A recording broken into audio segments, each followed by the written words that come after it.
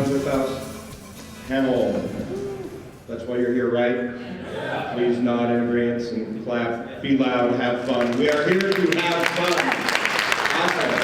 So let's just go ahead and get this started with, I'm going to introduce the panel here. My name is Murdock from Down the Road Show. Over here on my far left is one of the co-creators of this awesome book and the artist, Mr. Tyler Jenkins. It's very appropriate to contest. And in the middle here, also co-creator of this awesome book, the writer, Mr. Kurtis J. And as I'm sure many of you know, this is going into animation and eventually a TV show as well. So here is our executive producer right here on my left, Mr. Jeff Krelitz. And thanks for inviting me to do this, by the way, Jeff. Appreciate it. Thanks to everybody for showing up. All right, so let's get started with some questions right off the bat. I did put this out on Facebook, and the Summer Glau wiki fan page blew up my fan page. It got all kinds of crazy. But I'm going to start with my own questions here first. This goes for all three of you guys. Are you a Lost Boy, or more like Peter Pan? Or do you have more similarities with Hook? Peter Pan's most for me, I would say. I'm probably the dead Lost Boy. That's me. That's right. Yeah. That's right. My spirit animal is a dead boy. Very cool. Peter Pan. Peter Pan. I'm glad none of you chose Wendy. So now when picking out the name for this book, I Wikipedia Panzerfaust, and you know what that is? Did that have anything to do with the naming of the book? Yes. Can you expand on that a little? So it was, obviously Peter Pan is in the title, but a Panzerfaust is a World War II anti-tank weapon. So on the cover for number 1, you drew the wrong one. I used to be holding a Panzerschreck, not a Panzerfaust. But I knew that we did it on So yeah, it's a weapon that maybe eventually he'll be using in some capacity. Now, with the crazy zombie craze out there these days, why not go some route like that? Why World War II? Well, we haven't done all the series yet. There may be zombies. Zombie pirates. No, there won't. I don't know. I think, Tyler and I originally, we've been talking about doing a new project for a while, and Tyler had been watching Apocalypse Now, and he's like, he emailed me, because we've been throwing ideas back and forth for a few months, and then he emailed me, he's like, oh, I think this would be great if we did like Lost Boys, like kid guerrilla fighters in Vietnam, and like the Lost Boys and Peter Pan. I'm like, I feel like a wild drug trip kind of thing. Yeah, really. That's the stupidest thing I've ever heard. So, and then I was researching World War II, and I think the main reason we decided to do it in World War II is because, you take something like Vietnam, it's already killed every war, but Peter Pan is a story of good versus evil, and I mean, in World War II, we all know who are the bad guys, and it's a very clear story, and it just adapted a lot better for a lot of the themes and tone that we were going with the book. On top of which we both are like really into World War II and like studying that kind of stuff. On top of it, so it was It's a personal interest. definitely where our interests lie. Yeah, that was actually my next question. Are you guys big history buffs? Did you get good grades in classes? I think that's the only one that I got above 70 at. I don't. Yeah, history was one of my stronger courses, and that's something that I've always been very passionate about. So, I mean, this is the book that I've been wanting to do for a long time, but I don't think I was really ready until last year. We were on the right place at the right time. Yeah. And with Peter Pan, that's such a beloved character for so many people. I mean, that's a big project to take on. A lot of responsibility. Yeah, I use the novel as my resource, and one of the things that people ask is like if we, from the outset, had planned to do like a more magical story, and I always knew from the beginning the only real magic was going to be in the memories of the people that lived with him.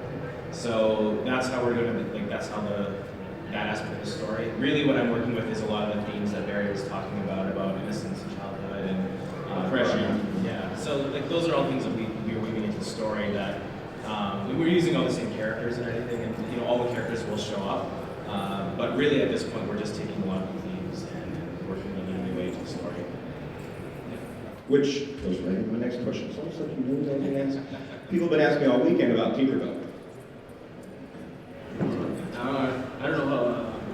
Well, yeah, she has actually. There's really only one character that has not showed up yet. So every character from the Peter Pan mythology is in the story. Some of it's a little bit subtle, like the mermaids have actually showed up already. You have to look for it. It's a teaser in issue 6. Did a dog just walk in? Yep.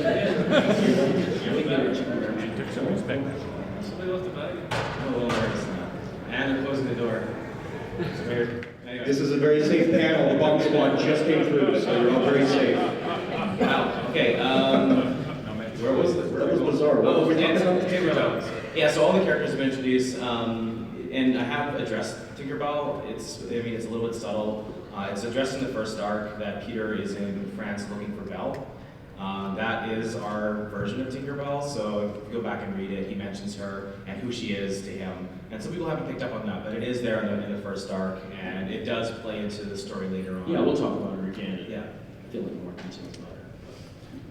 You've been involved with this, Jeff, since kind of the beginning when they started it. Why did you latch yourself onto this project, besides its awesomeness? Well, that's pretty much the reason. Well, I think the two of my favorite characters have always been Superman and Peter Pan. And, I loved the book as a child. I think I enjoyed the cartoon. I had read the book actually before I had seen the cartoon. And then I saw Hook, and I liked Hook, I thought it was okay. This was the first time I was really inspired by the character. And I had never imagined such a practical world with the character. And this was just everything I had always wanted to see. So when I had the opportunity to think about this in so many different mediums and how, to me, kind of inspiring, because the correlation I had always made between Superman and Peter Pan was hope. It was just in a very different way. And in this case, what Kurtis created was, one will come to save us all. And it's like, in doing so, he'll also teach us how to save ourselves. And that's, an unbelievable story that, Superman tries to do, and at the same time, Peter Pan in this comes, the Lost Boys have two options. There's war coming. They can die there, or they can at least die fighting. Right. So I loved where it was going. I really wanted to see where it was going to go and be a part of developing that out in other medium. And speaking of mediums, so it all starts with the comic book. It's going to be moving on to many mediums. How important it is that in picking your distribution for that comic book right off the get-go? That's for anyone who wants to answer. Well, that's all we really ever thought it was going to be. And our goal, still, our goal is definitely comic books. That's 100% my goal, is to work on comic books. We were never doing it. It was never in our mind a springboard for us to move into other mediums. It was as a comic book, for a comic book. Yeah, and so the opportunity what I appreciate what Jeff is doing is he's actually using all of our art from the book. It's not like they're completely doing something, they're actually adapting ours into something with motion animation, which is really great. But yeah, for me, it's always been about the comic. And if any of you have been following it for a while, you know that around issue 7 or 8, I wrote a post on my blog saying that we had to come to a point where we have to do this because we want to. Because the reality is the book wasn't selling that great, and we were just kind of doing it for the passion. And so Tyler and I had a conversation, and I assumed because the book wasn't selling well, he was getting disgruntled, but it's mostly me. And so he said, you know what, I can make up my own mind about this, and we just committed to doing the book right to the end, regardless. And so it turned around at that point. It turned, and then that's the weird thing. At that point, basically a month later, our sales over doubled. And it's, I don't know. It's probably just a matter of timing, but we also we were going to do it anyways. We were committed to the story. It wasn't about, money is nice, of course, but it was definitely improvement to the medium and the story. So. Well, before I came out here from California, I looked on eBay, and the CGC certified #1 was going for $900 on eBay. Yeah, I don't know. So how important is it to have patience with yourselves? I have no patience. Well, this is kind of like, I've done a lot of books with Image, and this is really the first one to really take off. So I've been doing it for 2 years, and a lot of my projects are just, they're there, but, they don't get a lot of attention. So this is the first one, and I mean, I guess at any point I could have just quit and been like, oh, well, nobody's reading it anyway, but I have to, what else would I be doing?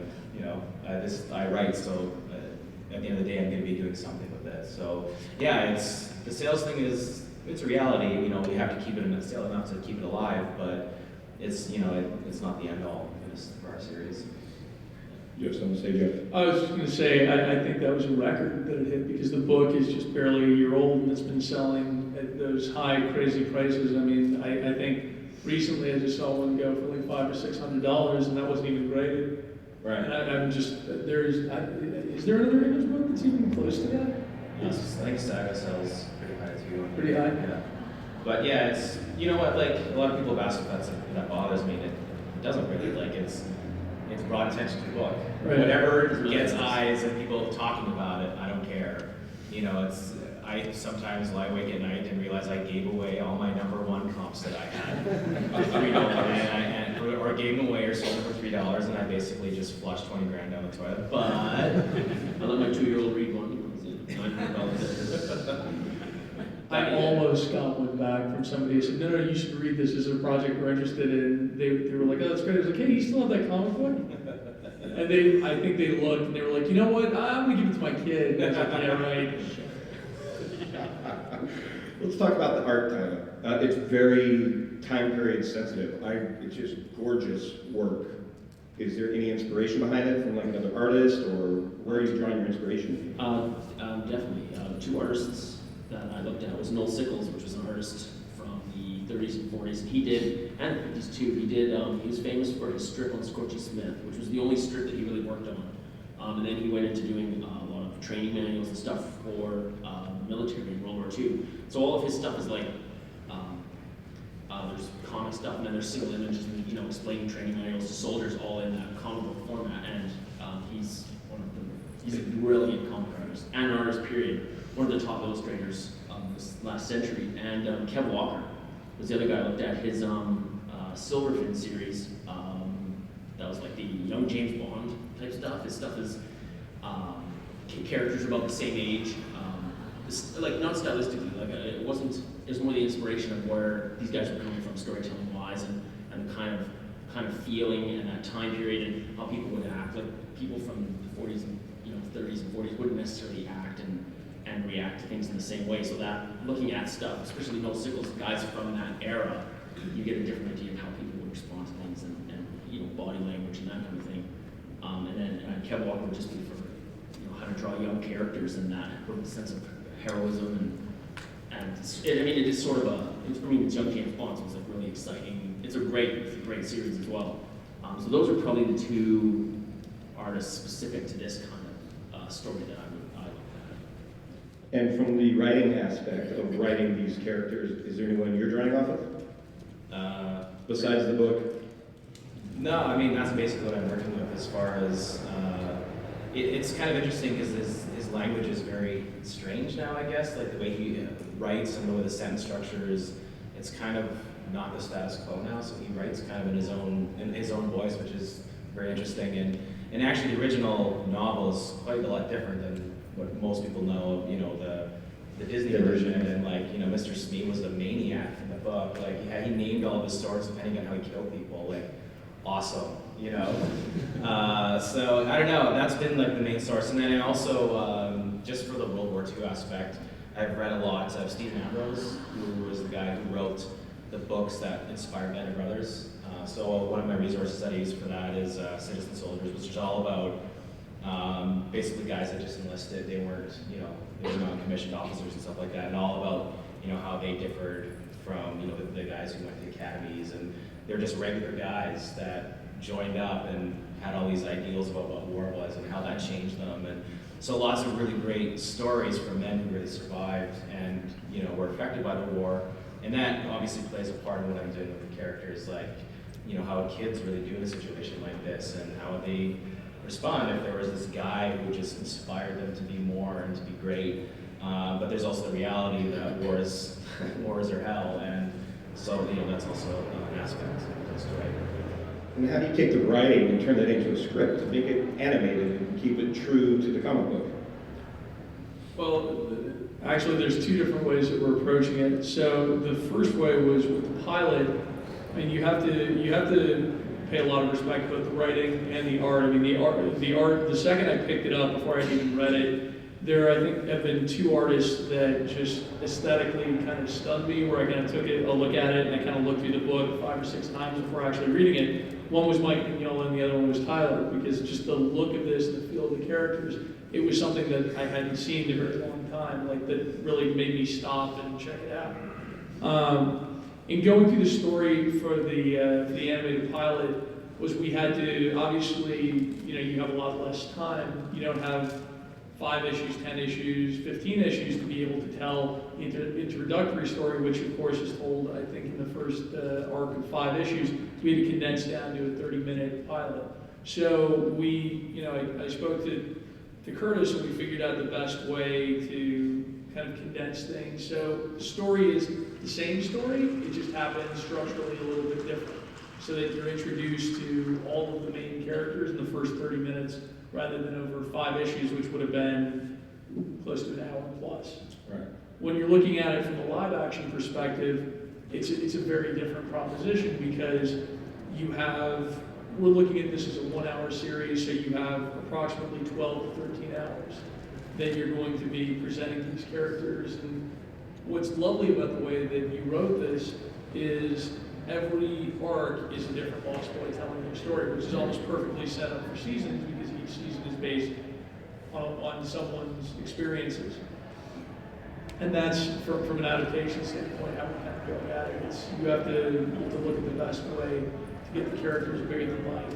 And at the same time, you need to keep this the way that they created, which is practical, without the element of magic, the way that metaphorically they showed Peter and the Lost Boys flying, how he teaches them to fly, which is saving their life to get across building to building to building, which is probably one of the coolest ones. In fact, when Elijah Wood came in, we were talking for a few hours about the character and about the story. We were going through it, and he was asking some of the metaphors, and he didn't actually pick up on that the first time. And I said, that's when Peter's teaching the Lost Boys, and he had this long pause and said, "That's the coolest thing ever. What else?" He's just like, let's keep going. So it's really, even what Kurtis had said about Tinkerbell being in there at first, there's so much treasure buried in this that you really have to read it a couple of times to get everything as inspired as it is from Barry. Well, okay, now that we've broken open the can of worms here, let's talk about who's doing the voiceover work for the animation real quick. So, this is your baby. You want me to run down? Sell it, baby. So Elijah Wood is playing Peter, Summer Glau is playing Wendy, Dante Bosco is Elaine, and then Ron Perlman is Captain Hawken or Captain Hook. All awesome voiceover actors. Now, what it's like to work with them? You didn't really get them all in the studio at the same time. They come in one at a time to do their voice work. Everybody comes in one at a time. Ron, unfortunately, because of just some scheduling, he was the day before Summer and Elijah. Otherwise, I would have had him do a couple of scenes with them. Typically, the way that voiceover works is everyone does their voiceover individually, and then you cut it together. In this one respect, for those of you who have read the book and know the book, there's a scene in the orchard between Peter and Wendy, which is a very emotional scene, which kind of goes on the roller coaster of highs and lows, about someone who's very sad, then very angry, then very guarded, and then kind of opening up a little bit. Then, of course, the scene's interrupted, and she doesn't really have the chance to have full vulnerability. Well, for that, it was important for us to have both Elijah and Summer read separately, but at the same time, I wanted to get whatever kind of emotion I could get from that scene from 2 actors in a voiceover studio, which is very different than being on set, where you're kind of surrounded and inspired by the moment. You're surrounded instead by a lot of hanging carpets and wooden planks. And the 2 of them, it was great. We had them run through it, I think, about 5 or 6 times. But, at I think take 3 or 4, they started locking eyes and Summer started tearing up. It's really, she did a fantastic job. Elijah did an awesome job holding back in that scene. It's great.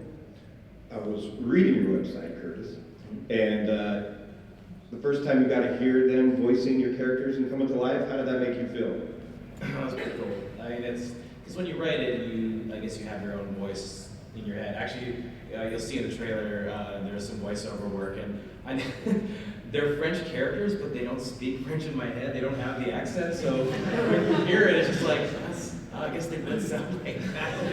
I mean, that's one of the things you have to be. I mean, I did a series a few years ago, and I had a French character in it, and I mean, it was a newer book, and I had to learn a lot about, writing dialogue and language, and so I had this idea that if you have a French character, they have to talk in a ridiculous accent. So I don't write it that way, like I know they are French, but they just speak. And so it was very strange to hear that voiceover, like, yeah, I guess it is. So yeah, it's cool. And to hear, Elijah's aspect, Jeff sent me a few of the clips from that. It was like, I know they get to hear, which is pretty cool. Well, when we get to it. But yeah, it was awesome. And Tyler, as an artist, you're drawing these characters. Now you get to hear the voices. I mean, did you geek out a little bit when you heard Ron Perlman was going to be Hook? I did. Well, yeah, for sure. I didn't. It's weird because I haven't actually read any of our issues. I draw them and I hear it. I hear it as I'm doing it, and my relationship with these characters in these books is different, right? So the story is internalized in a way. So I've never gone back and read any of these characters as a whole thing. I know it in a weird kind of way, right? And so until we actually heard the voices saying these things, I wouldn't have heard it that way. It's a totally different relationship than you would have to the characters. Yeah. It's very weird. And as far as the voiceover work goes, this is actually from the Summer Pile Wiki fan page. They want to know, did any of the actors bring anything special to the character that you weren't expecting? Yeah, all of them brought something a little bit different. I mean, if you want to roll back from Ron actually had to read the lines, 3 different voices. I had to read in his own voice, in an English accent, and in a German accent. And his German accent was this perfect, 60s, 70s movie Nazi that just had this great campiness to it, but at the same time, he turned the campiness on, and then when the situation got great at the end with the fight with Peter, it was just a totally ominous voice. He did a fantastic job. Elijah just got it right off the bat. I mean, he was, hands off completely. He understood the character, he knew what was required in getting it done, and just very, very easy to work with. Summer brought a sense of vulnerability and really got into the character. Typically in voiceover, there's kind of a line that a lot of people go to where it's they know how to turn it on and turn it off. She just let it go and really, really poured everything into it. I mean, she definitely teared up a couple of times. And there's, I knew that because I was in the room with her, and everyone in the booth, there was this applause after she did one of the readings from the orchard because it was just heart-wrenching, was what everyone said. Wow. Now, there's no room for error when you're doing this voiceover for animation, so there's no ad-libbing. It's straight to the script, right? It was straight to the script, and she really, and that was, I have to give her so much credit. She's such a wonderful actress to work with. She was able to take the lines, which is a truly emotional ride, and is not much of a pause. I mean, that sequence, I think, is 3-4 pages.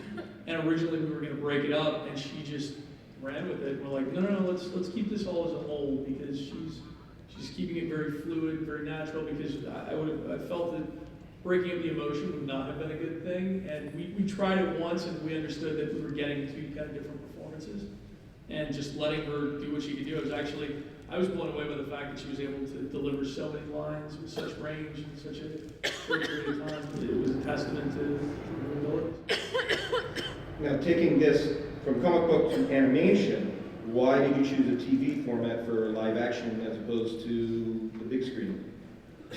You're confined, unfortunately, in movies with, well, that's actually a double-edged question. So I'll speak to the creative first.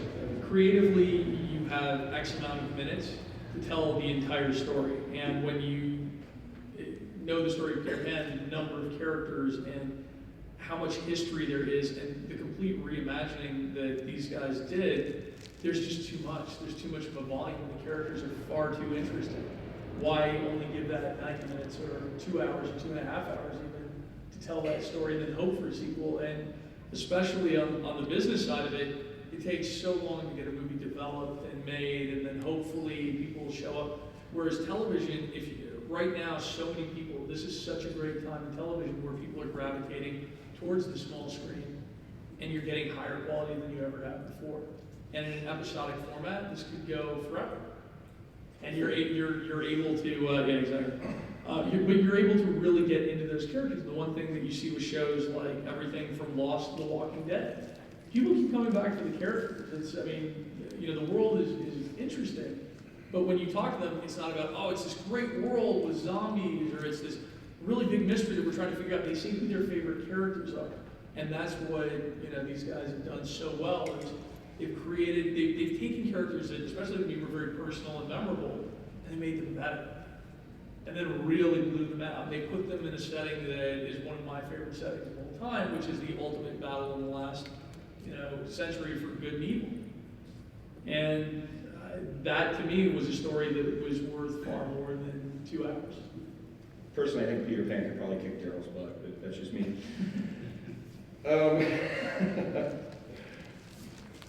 Do you have any fun, any anecdotes you can share from, like, just goofiness while you guys are in there recording? This is pretty hard material for the pilot, so there's not a tremendous amount of levity going on. You're taking someone from, we have dire circumstances, you're all going to die. No, really, you're all going to die. Now follow me. No, follow me jumping over buildings, and they're freaking out, like, wait, this guy's crazy. And even when they survive, they're kind of like a little bit standoffish with this guy, to the point where they're just getting into this sense of camaraderie when they're heading out to the farmhouse, and then they shoot a plane down, and whoops, now we've got orphans and a girl to take care of, and whoop, now we have to go back. And, Captain Hook, it's a lot of fighting. So I think in the first few issues that we took this from, I would love to say that there was a lot of joking going on, but this is a lot of screaming and crying and very keep the teeth clenched because you have to listen now. Sounds like when I write it, actually. Really? Just Really? crying. I believe in it. Yeah. So once this goes live action, it's staying the same, scripted-wise? Or are we developing a whole new storyline? No, I think the storyline as written is very strong. I think tonally, you definitely need to bring a sense of levity into it, because there's only so long that you can kind of clench on to the arms of your chair. you want to have a good time. The Lost Boys are so amazing because you have such great and unique personalities with each individual one, that there's a favorite to be picked out of all. And because they're kids, how can you not have fun with them? Right. So, if there's going to be a taskmaster, it's going to have to kind of be Wendy. But still, if she's going to do it in that kind of Karen Gillan, Amy Pond way, then I think we'll be okay. And who's your favorite character to write? Tyler, probably by far. I don't know. Like that was the one character that when I went into writing her, when she appeared in issue 6, I knew kind of what she was going to be like, but I didn't really have her voice as I got to her scene. And literally that scene at the very end, where she surprises them is like, I don't know, it's one of my favorite. Like, just her voice just came naturally to me. So, yeah. And Peter has a magnificent head of hair. What's up with that? They all have gray hair. It was cool. When we started the series, I was such a piss poor character designer. The hair is the only way I had to distinguish it. So we moved on from there. One of the things I do love about your artwork in the comic books is a lot of it's very vague at times, but very detailed at the same time. How the hell do you do that? I don't know. It's not something you can break down. It's just you sit down and draw it every day. You just keep working on it. And different ideas come through, and different thoughts on what's important and what's not important, what enhances the story and what takes away from it. It just sort of comes from, this is what I was talking about, that relationship with the script. It's a totally different thing. You internalize what this stuff has to mean, and it's not something you can break down consciously. It's just something that comes out as you're working it through. It's like, well, is it?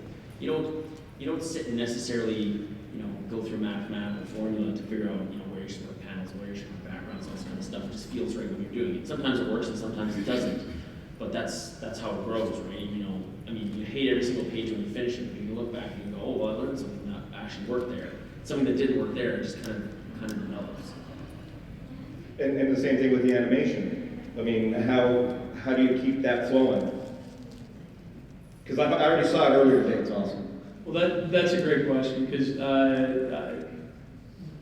in this style of animation, where you take the original art, and augmenting it, and bringing it to life, the easiest way to do it is kind of in an anime sense, where it's clean lines, everything moves smooth, and of course, Tyler's work is the exact opposite of that. So it presents amazing challenges because it's actually an opportunity to give a different feel to the animation. On the flip side of that, I remember when we first sent it in, and a couple of the animators said, "This is so cool, this is so awesome, this is going to be a bitch to animate." And then they gave it over to our breakdown guys, and I remember they said, "Hey Jesse, what do you think of this?" And there was just this, "Oh no!" Because he spends his life having to cut all of the project up, because it's really subtle. A lot of in Tyler's work, there's like sometimes the eyes will be 2 lines, and at other times you'll be closer up on the eyes. In animation, that presents its own challenges, because then it's the question of what facial features are you going to move to get the expressions across? Is it going to be a head motion? Is it going to be a forehead motion? It's a lot of choices have to be made as to what you're going to use while keeping the animation authentic. And talk about your animation team a little bit, with the editing process, and you obviously are these guys you've worked with in the past? Yeah, this is our long-standing team. Okay. And so pretty much you trust them, you're just like, here, do this and get it done. Oh, hell no. That's not what producers do. No. Every shot is about a half a page of description as to what's going to go on, depending on how much is happening. Because when you're taking from animation, especially because we're not going from square one, we're going from Tyler's work, you have to say if a coat's going to ruffle a certain way and it has tails, how many tails, which way are they going to go? All of that has to be very specific. And yes, I mean, we do trust them implicitly. So, but still, they like direction because you want the process to go smooth and fast, and you don't want a render coming in that's like, that's nice, but the wind's blowing everything this way, and I'm noticing one tail's just kind of sitting. So all of that has to be accounted for. Now what about directors when it comes to taking a comic book and making it into animation? Just depends on what the style of the book is and how much. I mean, this is pretty well directed, or directed the way that Kurtis wrote it and the way that Tyler's interpreting the script is. It's all kind of there. The emotion is actually on the page more than you would assume. And I've seen so many comics where you're reading it off the page, and definitely it's incredibly evocative, but then you take the balloons away, and in film you would call it mise en scene. If you turn the sound off and you're actually looking at what's going on in the scene, if you can't tell what's going on in the scene, sometimes that's a big problem. And these guys don't have that problem. So when you do turn the sound off, it's really there. When you're adding in the voiceover, it flows perfect. Excellent. You guys want to ask them some questions? Do we have some questions in the audience, anyone? Go ahead, sir. See a little debate on message for word, the cover of 3. Is that Wendy or is that Jeremy? That's Wendy. It's when they pre-design phase. Pre-design. The debate was her hair color changed from blonde to red. Well, what's her It's still blonde. That's Wendy. It's Wendy. Yeah.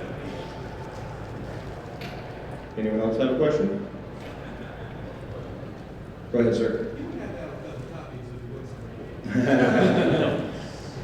No. We have them at our table, though. Yeah, that was actually a very popular question on Facebook. Who do I have to kill to get a signed copy by all the voiceover actors? I don't know. Pretty much got to kill everyone on the planet and hunt down all of them. So, I absolutely love this book, and I started going back and trying to hunt down copies of the other stuff you guys worked on before coming to it. What do you guys have planned for the future other than this, or is this basically consuming everything you're doing? Well, Tyler and I are committed to doing this for a few more years yet. We have at least 6 total arcs planned. So I got a couple more years of Panzerfaust. And I'm also announcing something here today, a new project that's going to be coming out in September. So I can talk about that a little bit.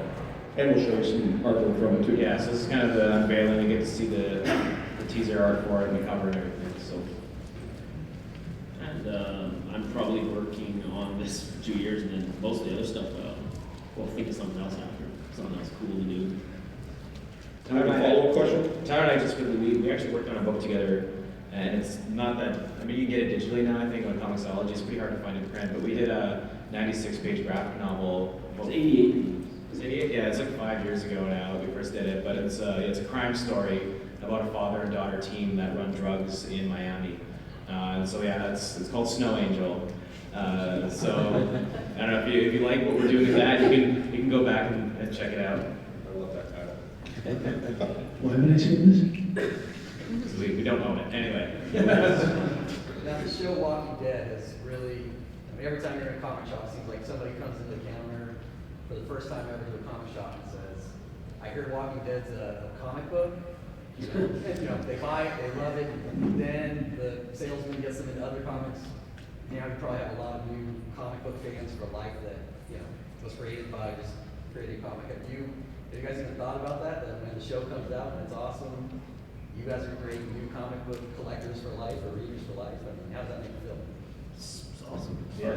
Goal is definitely, as we said, comic books, right? So anybody who gets brought to comic books from any other thing, that comes off of what we've worked on, well, that's good for us. Yeah, and some people are kind of weird about it, like, oh, you know, they don't like that things are being made into TVs or TV shows and movies, but anything that brings people to like independent comics, we just get more eyes on what we're doing. Yes. That's really the best. I mean, We're activity for us. yeah, we're up against Marvel and DC, you know, and they have their fan base forever. And you know, it's with doing stuff with Image, or you'd be reading books through them, it's like original characters and stories every time. And you know, when characters die or events happen, it matters because We're not going to resurrect any. yeah, you know, there's no retconning or like, you know, well, yeah. There's not going to be a Panzerfaust 52? No, but you know, the funniest thing I heard was on a forum. Some guy said the sequel should be Peter to Panzerfaust, and I thought that was amazing. Question in the back there? Yeah. You, yes. First of all, thanks for adding Nana. She's like one of my favorite characters. You're welcome. My question is, are we going to be seeing the crocodiles soon? The crocodile. Yeah, go ahead. Go ahead. Yes, the crocodile will be appearing in the next arc. So Tyler and I actually, what? Okay. we actually, Tyler and I, we had an idea for the character at the beginning, and then we actually made a change to it. It was stupid. Yeah, well, it was obvious. It's too obvious. So we basically were in Vegas signing about a month ago, and we just I kind of changed my idea for it, and I ran it by Tyler just to make sure he'd be okay with it. And he liked it right away, and so we just sat down and we got it all figured out. And then we started talking about, because you know we are thinking of doing a bit more with it. We actually are going to be doing an arc just with him. Like fully from his point of view. The Croc is a male character who has not appeared in the book yet, but he will definitely be in towards the end of this third arc. Somewhere along. Yeah. Yeah, he's gonna be cool. Go for it. What made you guys decide to make it a TV show instead of a movie? He said They just mentioned. Oh, okay. We needed more time to tell all the stories. Oh, okay. You have a question here? It wasn't a bad idea. It was just kind of obvious. There's a tank in World War II called the Crocodile Tank. It was basically a tank that had a flamethrower mounted on it. It was like a Sherman with a flamethrower. Yeah. And so it was called the Crocodile Tank. And it was like, oh, that was like where we kind of started the idea. Like, this will fit perfectly. And that's the part where like, you know what? We got a better idea. There's more interesting, meaningful ways to work it. Because there was, you know, with a lot of the homages and taking the original mythology, there was some direct translations, and that one was one of the things that we very early on did. But then I realized, like, we also try to keep it historically accurate. So I actually have a timeline of the story, meeting up with the story of the boys and where they're traveling and what would be affecting in that region at the time. But that tank didn't come out until like 1944. And so it wasn't in Northern France. Yeah, that's right. It wasn't. So yeah, basically we had to make that change.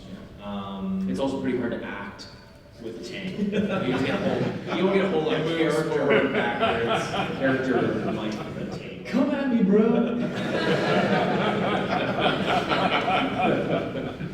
So yeah, and that's why we're going to see it in the third arc. And the third arc is it actually, I don't think it's in the solicitations, but the third arc is where they're interviewing with Felix. Felix was the guy who was captured for most of the first 2 arcs, and it's going to be following him. And it's pretty different because up until now, both Gilbert and Julian were very much wanting to talk about Peter and their past, but Felix is a pretty damaged guy, so he does not want to go back to that time. Yeah, he's but, pissed right off. Yeah, he does it because he has his respect for Peter, but he's going to bring something very new to the table. And we actually advanced the storyline a year and a half from between issue 10 and issue 11.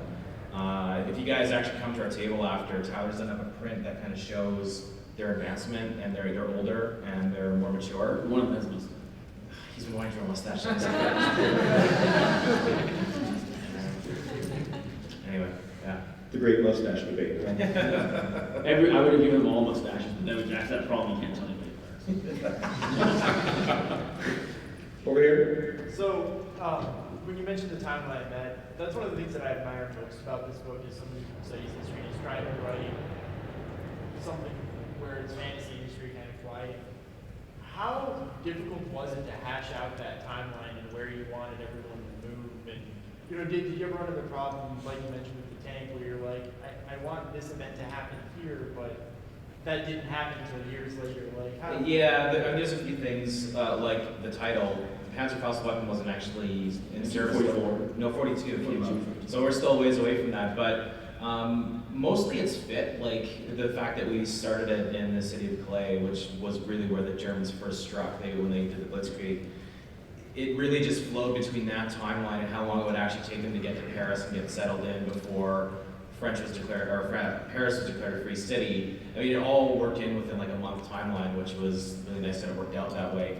And the reason that we're moving it forward is that we want to do a different tone with the next arc a little bit. And one of the things that we feel like we've really established in the first 2 arcs is we have established that they know they cannot hide and that they are almost bound to do something about this Hook situation.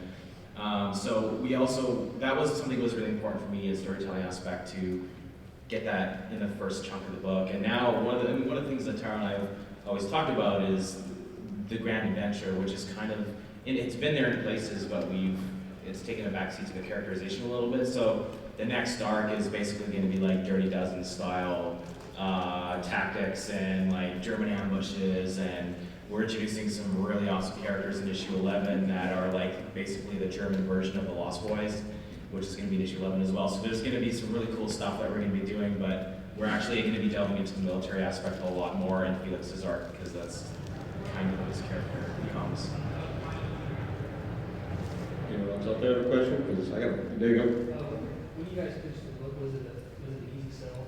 Did you just pick up on it? It's a war book. It wasn't an easy sell. Well, I'm pretty lucky. Jim Valentino from the Shadow Line, I did Green Wave with him before, and I think that softened it a bit, that he believed in my storytelling abilities. He was new to Tyler's work. Which is not the first thing we pitched. We actually pitched him another one that was basically like chicks and muscle cars and machine guns and stuff. And he looked at it and he's like, I can't publish this. This is not happening. Yeah, it wasn't happy with him. So then that was actually where we were like, well, we've been talking about, Tyler and I have been talking about this book for 4 years now. So like maybe we should just do that pitch. And I don't know why we sat on it for so long, but I just don't think we were ready. And so yeah, we pitched it, and Jim got back at us 3 days later, and he was in. Yeah. So I mean, I think it is. War books are hard to sell, but I mean, it is a war book in a lot of senses. Obviously, it's set during the war, but it's more for me anyway. Writing it, it's more about the characters and their journey, and they just happen to be at the wrong place at the wrong time in history. So. You guys said you were going to do stories and then publish all the issues.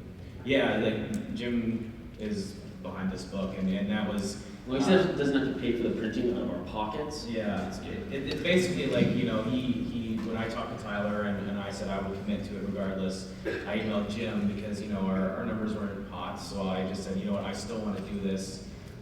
Are you on board to come with us on this? And he was behind it 100%. So when you have the backing of your publisher, even in the face of like they might take a hit on the book, what more can you say? That's the best feeling when your publisher believes in you that much. Yeah.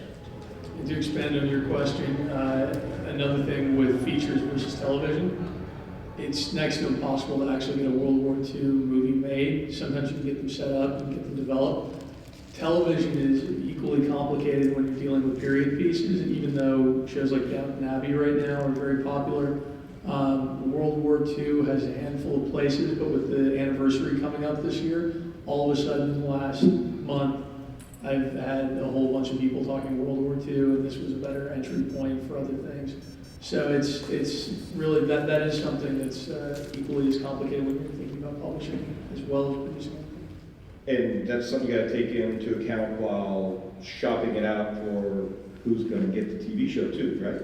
Yeah, I mean, you have to always consider the network, and you know, it's funny, I used to have a really simple way of looking at who's gonna buy what, because everybody says what they're looking to buy.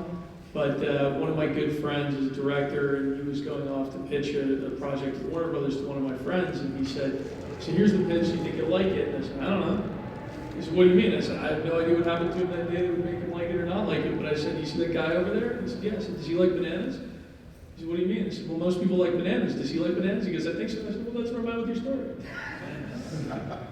I said, I don't know. I like it. I hope he likes it, but there's really no way to tell until you get it out there and say, is this doable? And then it breaks down to the nut, from the creative standpoint, then it breaks down to the nuts and bolts of, we're dealing with a period piece project. What is the actual cost reality of producing the show? Where can we produce it? What are the benefits of that? I mean, part of my pitch to the show when I sold it to the BBC was I knew where a lot of props from another successful World War II show were stored that also happened to be north of a facility that they own to shoot, and the transportation of props that are normally expensive to recreate shrank by about 80% because you could rent them.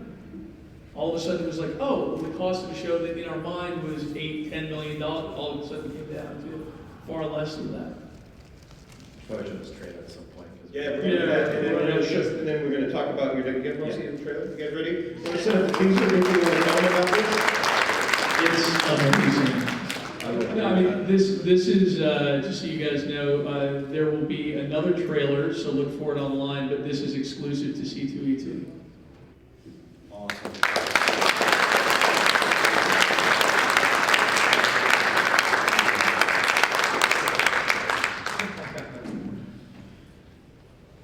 I just got chills, that was cool. Yeah, that's pretty cool to see. So let's move on to the next project you got on the books there, buddy, and I'll throw up some images for people to check out. Okay.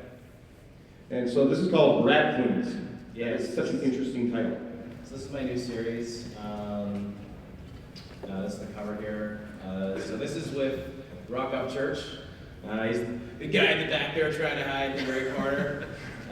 So I've known Rock for a while. We met a few years ago in New York. He was working on a book called Vessel, and I absolutely loved his work. And we actually put together a pitch last year that just didn't really pan out, and I came up with this idea and developed it with my friend Meg. And it's basically a violent, super violent action fantasy series about a group of 4 girls that form a venturing party called the Rat Queens. And they go around and they just kill the shit out of a lot of things for gold. And then they just use it to do a lot of drugs and get drunk. In the top right is Hannah, and she's an elven mage. And so basically what we're doing, we're taking a lot of modern cultural things and throwing it into a fantasy setting. So Hannah is an elven mage, but she's a rockabilly girl. And then we have Dee, who she's got the big black afro, and she's got the dagger out. She's our atheist cleric. And in the bottom right is Violet, and she's a fighter. So she's like the dwarven fighter character. This is all D&D references, if you guys are players. She's a hipster dwarf. And then we've got Betty, who's basically an alcoholic hobbit thief. And so basically it's about them just going and adventuring. It's an ongoing series coming through Image Shadowline in September. And yeah, I guess it'll be in the pre-order soon enough. But yeah, it's going to be 5 issues on, and then we'll take it to kind of like what we're doing with Peter Panzerfaust. Yeah, so here, these are some of the teasers. That's Betty. So we release these teasers online. So you know that's Betty's that's D. Which says her. My parents worship a giant flying squid. Holidays get weird. Hannah's is I've conjured a little fuck you. And I think we're Violet. Yeah, Violet's is right there. Yeah. And Violet says, "I know my sword is designer. I use it ironically." So they've all got their own backstories and everything like that. So it's gonna be something. This is really my homage to growing up, loving Lord of the Rings and being a big fantasy nerd, but also poking fun at a lot of tropes that just don't make sense. Like, why did the Eagles just fly that ring into Mount Doom themselves? The obvious. I know. Anyway, it comes from a place of love, right? So that we'll be making kind of jokes about that, but it really is just gonna be like a really fun action series. And we've got the first 5 pages. If you join our Facebook, just search for Rat Queens. We've got the first 5 pages up, plus a bunch of just other art that hasn't gone out yet. So yeah, check it out. If you have any questions, I can take those. Can we get the lights back up too? Yeah. What other projects do you have coming up, Jeff? We have. You do a lot of work out there. I do a couple of things. We just announced we're developing a movie based on another Image Comics property called Hoax Hunters, with Steve Seeley and Mike Morrissey. And then we have another project at Warner Brothers, which is a TV series. It's kind of Game of Thrones and all. It's called The Red Brick Road. And Tyler? Just Peter. Just Peter? Peter, yeah. He takes that all the time. Hey, and if you guys want to come talk to us, if you want to... Yeah, tell them where your booth is. Yeah, we're at I-7 in Artist Alley, so I can show you that if you like what you see in Rat Queens, I can show you the first 5 pages on my phone. You can come and ask me questions about it. And we're also selling C2E2 con exclusives for Peter Panzerfaust, issue 10, retailer exclusives. Tyler is doing sketches. Maybe, I don't know what the list is. Yeah, so if you might want to get into some as you can if you want an original piece from him. So we've got lots of cool Panzerfaust stuff there, and then plus I'm selling all my other books that I've done over the last few years as well. We do have time for a couple more questions if anyone out there has one now that they've seen the trailer. You haven't asked one yet, go for it. This is more emergent as a TV show. How do you take the source material and adapt it? Do you feel like you should stay more true to it, or do you give it more of its own flair because it's the live action? When you're talking about source material, you're talking about Peter Panzerfaust, or are you talking about Peter Pan? The comic book? Okay.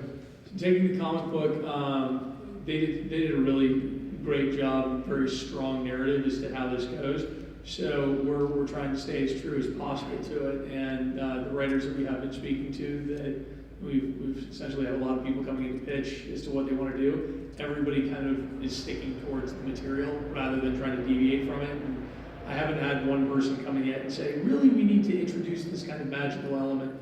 Everybody loves the way that Kurtis wrote it. I don't think we need to. I don't think we need to veer. Right down here. Oh, what do you think of both Amazon and Netflix going in for original programming? We love them. Yay, Netflix. They're. I can't see you. I'm sorry without like craning over, but they're the programming executives that they hired are very smart. And have you're looking at HBO plus essentially as far as quality where they're going. I don't know if you've seen House of Cards yet. That's a format license from a British show, but they picked the best one they could have gotten. So they're really keeping their standards high. Go ahead. Now, one thing that I didn't hear you guys mention when adapting it, you talked about voice acting and all that. How difficult and how important was it to choose the right music? Which isn't The actual score, the composer that's working on the score is doing a fantastic job, and it's just you have to, we have a couple of in-house guys. We actually didn't go with them this time just because for a World War II epic, it needs to have kind of a different feel and something. It's got to have themes. There is an original song actually that's not composed. That's it's already written, but Jesse Harris, who found Nora Jones and wrote that first very important album with her, wrote a song for the Orchard scene. So we're definitely focusing on music the way that we're headed. Over here. Yeah, do you guys envision the TV show as the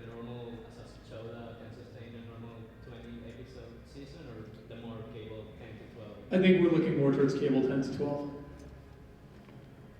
Did I see a hand go up over here?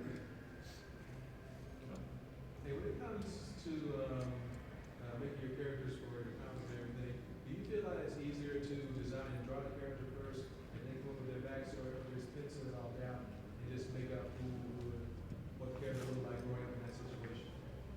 Oh, we Both.